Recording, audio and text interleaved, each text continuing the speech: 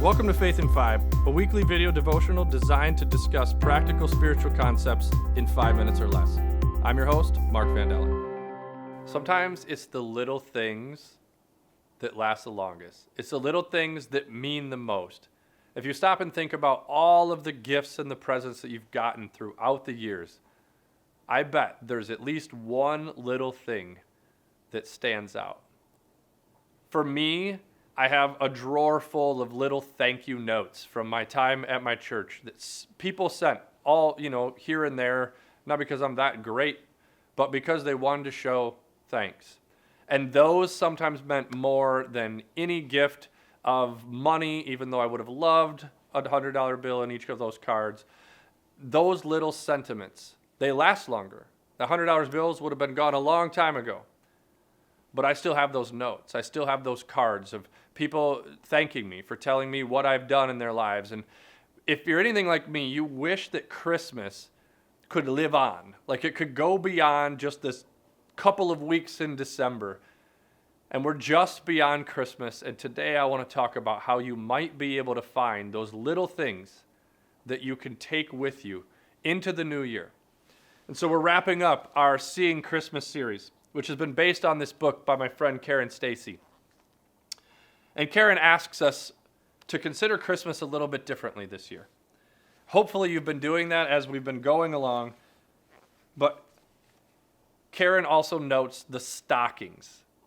The stockings are a part of Christmas, but they're often a little tiny part of Christmas that is either an afterthought of, oh my gosh, I forgot and I've got to run out, or in the grand scheme of wrapping and boxes and decorating, the stockings are kind of the little things. And so, again, it's that time of year. Are you ready to see? Come take a look at Christmas with me. And I would say, come with us so that you can take Christmas with you into the new year. Karen notes, the stockings, we almost forgot. Sweet little gifts that still mean a lot. And as we consider Jesus in this season, and how do you see Jesus in the stockings? Karen says, the stockings are Jesus, but he never forgets. He's full of faithfulness, always, ever ready to bless.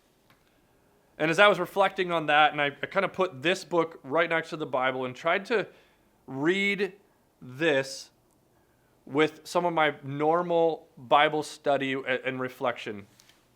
And I came across a verse that really stood out to me as I think through what 2020 will look like for me, what the next year looks like, and how do I take this time that I love so much, I wait all year for Christmas. How do I make sure that the day after or the few days after don't stop? That we continue to take all these memories, all these decorations, celebrations, the senses, the family, the friends, and take them with us into the best new year we've ever had. Matthew 13, 31 through 32 talks about the little things. It says, the kingdom of heaven is like a mustard seed planted in a field. It's the smallest of all of the seeds, but it becomes the largest of garden plants. It grows into a tree. Birds even come and make nests in its branches. This year, most of us are going to run headstrong into some big goals that we want to accomplish. The problem is we start huge and usually fizzle out. This year, let's see Jesus, even as we go into the new year, in the little things. Start small. Make simple changes. Think about the ways that you saw Jesus over the last several weeks, and how do you start doing that in your normal life? When you leave for work in the morning, think about Jesus and where do you see him? If you do that more often, it's like that mustard seed that starts so small.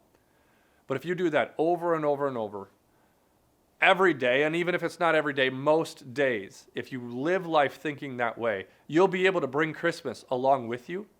And not only that, will you start small, it will over time grow into something that benefits you. It becomes a large tree, something bigger than you could ever imagine that started so small. But I love the last part of this verse. It says, and then birds come and make nests in its branches. This little tiny mustard seed becomes something not only huge, it becomes something that benefits others. As you move into this new year, also consider, as you're looking around and seeing where you could find Jesus in life, see Christmas everywhere you go. Keep your perspective on how your life, the little changes you're making, will encourage others, will impact others, will model Christ for others. This year, as you start that new year, realize that your faith in your life is important, but it's not just for you. May other people come and find refuge, find a home next to you, near you, and because of the way you live your life that points others to Jesus. Thanks for watching Faith in 5. If you like what you see, please like and share. If you're interested in making a donation to our ministry, please click the link below.